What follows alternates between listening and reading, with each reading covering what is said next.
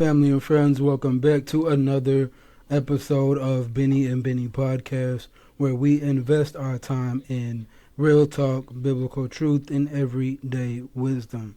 As always, I am your host, Bennie Williams Jr. This here is my father, my co-host, Bennie Williams Sr. The topic of the day is discernment. And with discernment, I would like to just start off with basic definition of what I believe discernment is, or my kind of perspective on discernment. And I think discernment is extremely important, and I think just a great topic for us to be talking about. But as far as my definition of it, I would say discernment is somewhat like how they kind of say you have a conscience, it's kind of like an inner feeling that you're kind of telling yourself, or you kind of talking to yourself. Kind of like a conscience, kind of like a second you almost. It's kind of a little bit hard to explain. But I guess that a conscience is the most relatable thing that I could kind of break it down to, is just the conscience trying to telling you what it is that you're seeing, whether is right or wrong, or whether what you're doing is right or wrong. That's kind of the best way that I can think to break it down right now. Yeah, so for me, the first time I heard the word discernment was in church. Mm-hmm. They kind of threw that out a lot in church setting, and it was a spiritual thing. So it was like you might have had the spirit of discernment, but I didn't necessarily have it. Yeah. And so it took me a while to kind of really understand what discernment was, which was not that at all. Mm-hmm. So everybody has discernment. It's not a spiritual thing. It's just a part of who we are. Mm-hmm. So the definition of discernment is the ability to separate emotions from information long enough to be able to make good decisions. Mm-hmm. And so it's important to know that, because a lot of times we make decisions because of emotions, because we're under pressure. We think it's some big emergency. We got to make a decision then. And you can make a decision in that situation, but Mm-hmm. 9 times out of 10, you're going to make a bad decision. And the reason that happened is because discernment cannot show up when there's not clarity.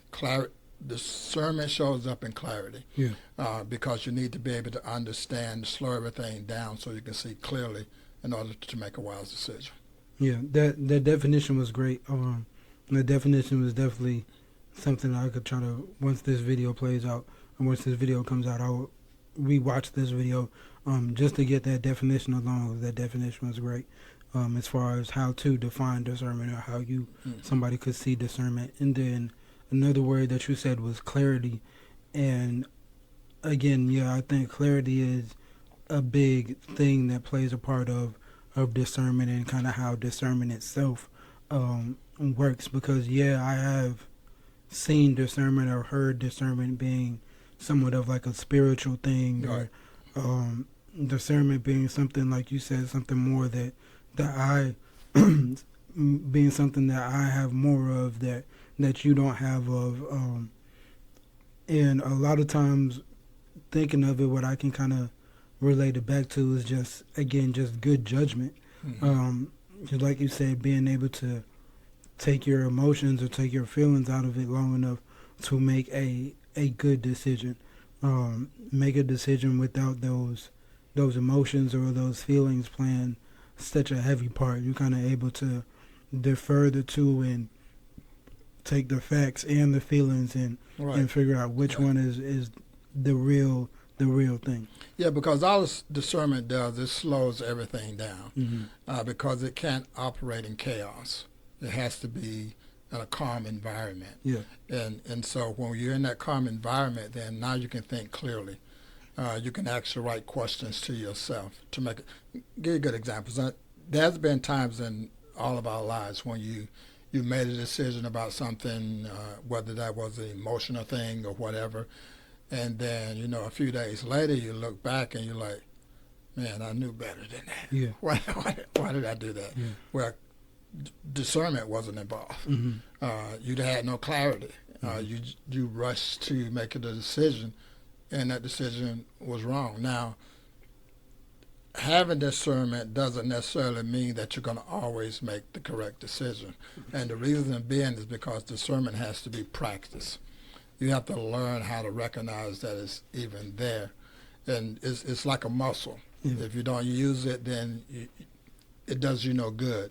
And so the more you practice discernment and understand that, okay, everything is not urgent, I can slow this down and make this decision because I want to make the best possible decision. Yeah. And you can only make the best possible decision when you're using discernment. You can't do it when you're using emotions. Yeah. Yeah, I definitely agree. To kind of piggyback off of that, you said it was kind of like a muscle that if you don't use it, it kind of goes away or kind of goes to. It's just dormant. It's there, but it's dormant. Yeah, it has very little use kind of at that point. And I have put out on my personal YouTube channel, Genuine Star Bennie, I have put out a spoken word poem where I spoke about discernment, and within that same poem, I have a line that's kind of similar to what you spoke on, to where I can't remember exactly off the top of my head, but it was something around the premise of discernment is like a skill that you'll kind of develop, but without continuously using that, without practicing it, it kind of becomes dull. It kind of becomes something that is still there, like you said, but it's not as easy to see or as relevant or prevalent as what it should be, especially in big decision-making moments, because I've definitely experienced, like you said, in times where something chaotic was going on or something catastrophic was going on, and it touches you in a big way emotionally, and then that discernment comes in. Maybe that discernment was there before the chaotic impact. Maybe it was there after or during. But like you said, after a while, that discernment and those emotions kind of play tug of war a little bit. And you either make the emotional decision or you make the discernment decision, or you try to find a way to justify one of the two, and that kind of decides your not your fate, but your next kind of couple steps that you play out. Yeah, when I was a kid, I haven't seen it lately, but they used to show these cartoons, and it's kind of big in cartoons, and sometimes in the cartoon, the character had to make a decision about something. And the way that they showed it on television is that there's an angel on one side and there's a devil on the other side. Yeah, I've seen that. And so they're both talking to you know, the angel is saying do this, and the devil on this side is saying do this. Well, that's how it is. Yeah. It's the same thing as discernment. Discernment is over here where the angel is. Yeah. The emotion is over here where the devil is. Yeah. But they're both speaking to you at the same time. Yeah.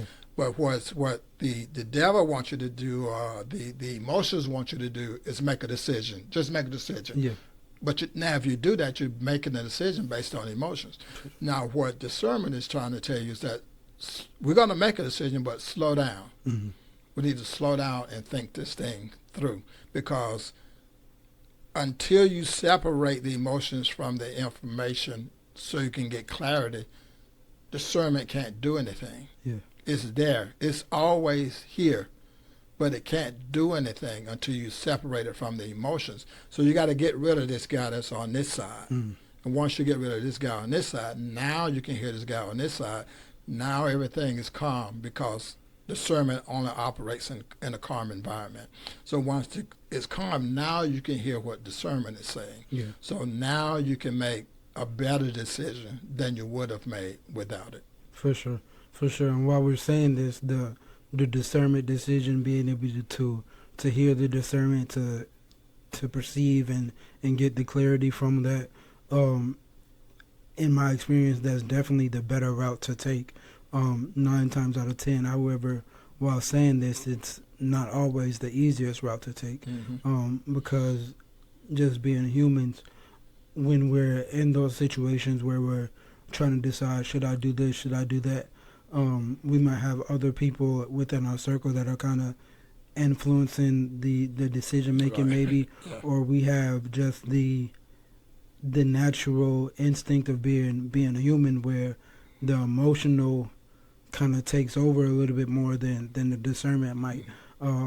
Just because for making this emotional decision might feel better in the moment, or we, like I said before, it kind of justifies, well, this emotional feeling will be something that lasts long term, and I will get this pleasing, happy, emotional feeling if I continue to move forward with making that emotional decision.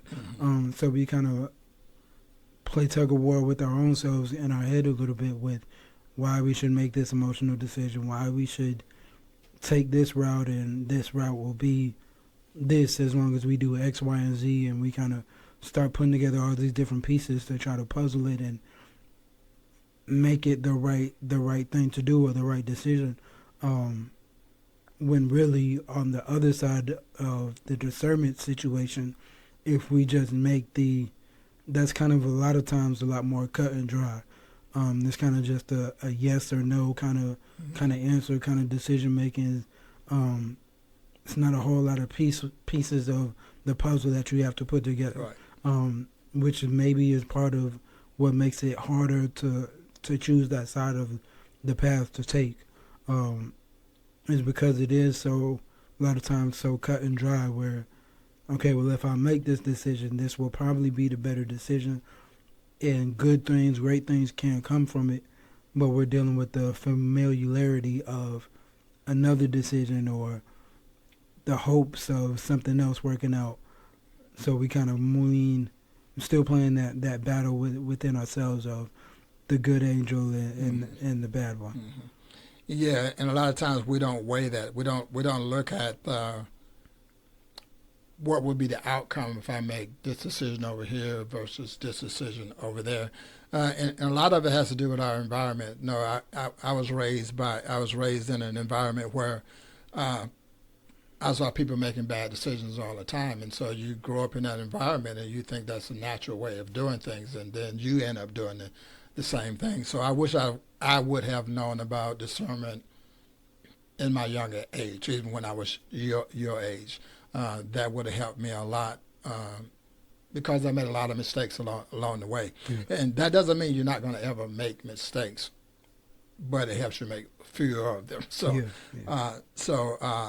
it's important that so one of the most important things I think about discernment is that we need to really understand what it is. Mm-hmm. Like I was telling you about the church situation, where the way they was using the word showed me later on that they had no idea what the word even meant, and so and that's how life is. We just can't go with this emotional feeling every time we run into situations where we need to make a decision.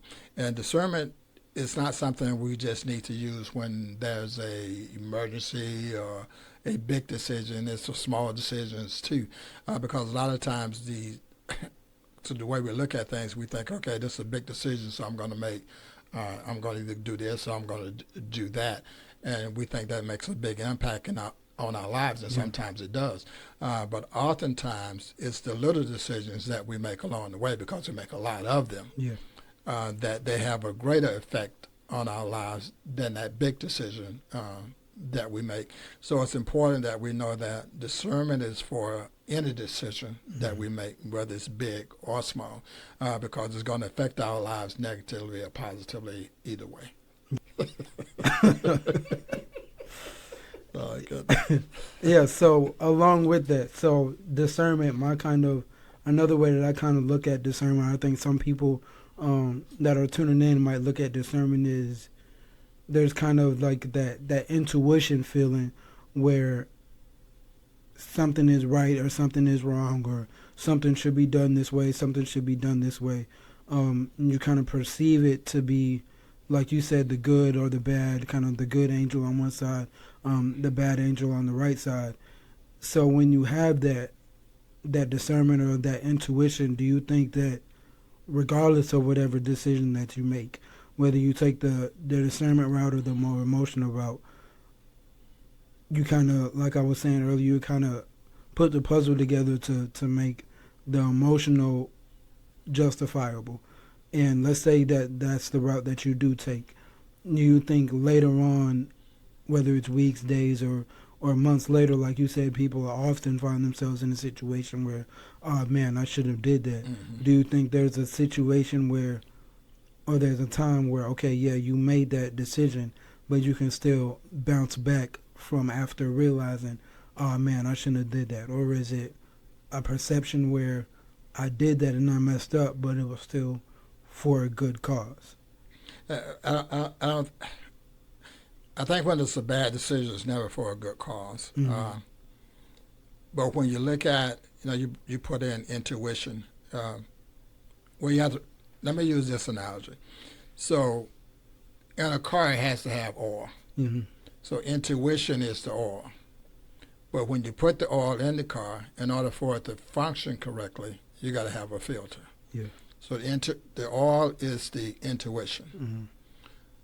The discernment is the filter. And so what it does is you have the intuition, but now the discernment is trying to take over to that. It's trying to slow everything down. Mm-hmm. And then that gives you the space or the time to analyze what's actually happening. And then you choose, okay, should I do this or should I do that? And once you have that clarity and you listen to the discernment, it guides you into the right choice that you need to make. We never want to get into the habit where we're making decisions based on, like you said, perception. Perception is an emotional type thing that something happens and perception kicks in because a lot of times what we see is not what's happening. What we hear is not what's actually being said. Yeah. And so you have to slow things down to be able to absorb that because we never want to make decisions hastily, emotionally, that we regret years down the line. That's not to say that it's never going to happen, but if we pay closer attention to discernment, it's less likely that that's going to happen in our lives, and we can avoid a lot of the mistakes that way. Yeah, I definitely agree with that. That's definitely a good way to answer. I know that was kind of like a two-piece question there, but that was a great way to answer that. And yeah, I wasn't thinking of it as making a bad decision is never, I forgot exactly how you say it, never a good thing to do. Mm-hmm. Or, kind of something like that you said. And it's not that we're not going to make them. I think that's human nature. We're gonna make those things, but when that happens, it kind of if you know what discernment is, when those things happen, it puts it in practice so we can use it more. It becomes like I said, it's like a muscle, so it becomes stronger the more we use it. So when we start practicing it, and then we find ourselves in less situations where we're making those emotional decisions. Yeah. Hearing you say that, the thought pops into my mind. Discernment can be seen or even used as like a tool to kind of better ourselves, better our lives, and the decisions that we make. We use discernment almost every day. Discernment is a part of our lives every day, from small things to big things. So the more that we are proactive with it and use it in the right way to where we're able to listen to it, and I think patience is a big part of what we talked about. It can't operate if it's not patience. So it has to be patience. It has to be a calm environment, because the problem is that, especially now, is that we live in this AI world. There's so much information coming to us. Everybody's got the cell phones. You're on social media. Yeah. All these things are happening. That's a lot of noise, and we're not taking the time to just sit in a calm environment and think things through, so that we can make a wise decision about our lives without hearing the noise from the outside telling us what to do. Yeah, the outside telling us what to do, the internet, social media and things like that. Even our circles, we try to keep the best circle around us, right. I think for the most part. But even sometimes friends and family members can kind of have that say so a little bit, where it's not always the best advice or the best have your best interest at heart, so to speak. So I think definitely being able to, again, have the discernment to know who to listen to, where to get your information from, where to pull your facts from, where to pull how much of your feelings to put into it, and things like that. It all kind of plays a part as far as being able to make your decisions, being able to find that clarity and stick through with them having that clarity and making that decision, so where you don't double back and kind of go backtrack on what you said or backtrack on what you were going to do and things like that. Right. So where you're able to just steadfast on the positive decision making, which is funny. That's something we've talked about before. Yeah. So you saying that, a thought came to my mind. It kind of shows me how important therapy is, and people who work in that environment.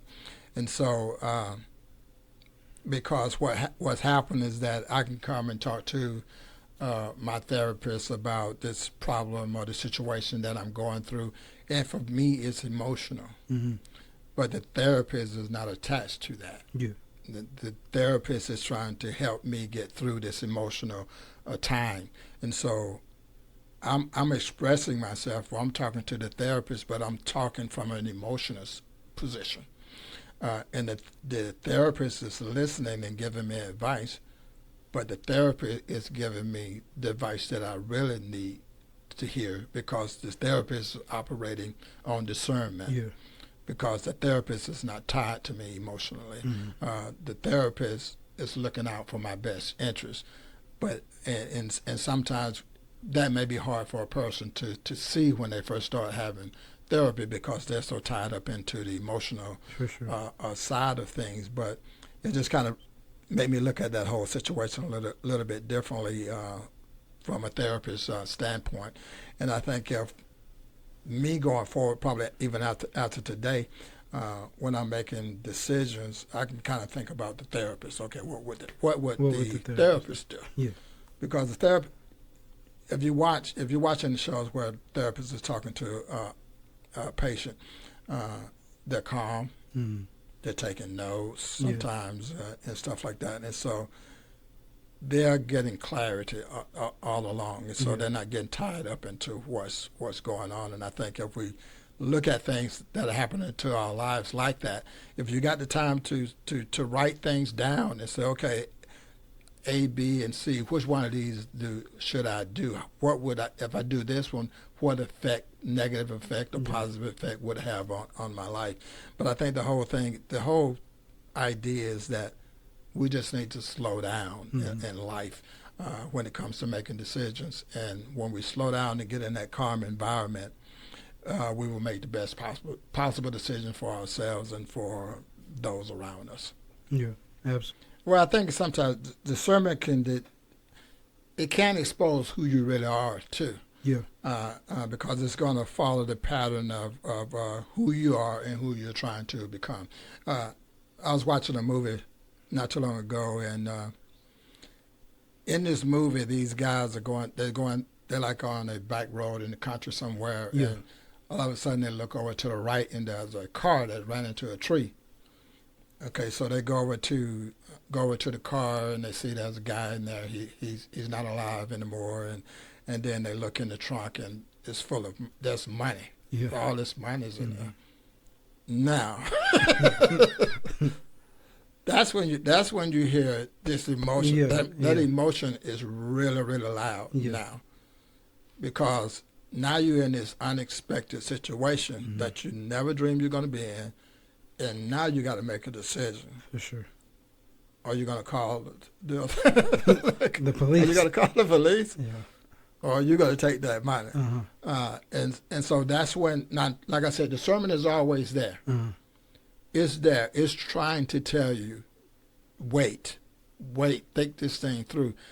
But the emotion is so loud, because you got to think of it as a voice. So the emotion is so loud, you can't hear the discernment. And in this movie, they didn't hear the discernment. They took the money. But you have to always ask yourself this question: okay, if I do this, what is the consequences of doing that. And a lot of times people don't think about that until later. And then they're like, oh my gosh, I should have never done that. And now I'm in this situation that I don't know how to get out of this situation because I made a wrong choice yesterday, last week, last year. And so that's how life is. So I think it's important to realize that in a situation, it's time you have to slow things down so that you can see it clearly, that you can understand it, and so you can make the best possible decision, regardless of what it is. Absolutely. I 100% agree with that. So with discernment, we definitely want to be making the better decision out of the two. We hope you guys are able to get something from this video today with discernment, with learning about discernment, the good angel, the bad angel, however you want to see it. We appreciate you guys for checking in to another episode of Bennie and Bennie Podcast. Was your host, Bennie Williams Jr. This here was my cause, my father, Bennie Williams Sr. Thank you all so much for checking in with us. We'll see y'all next week.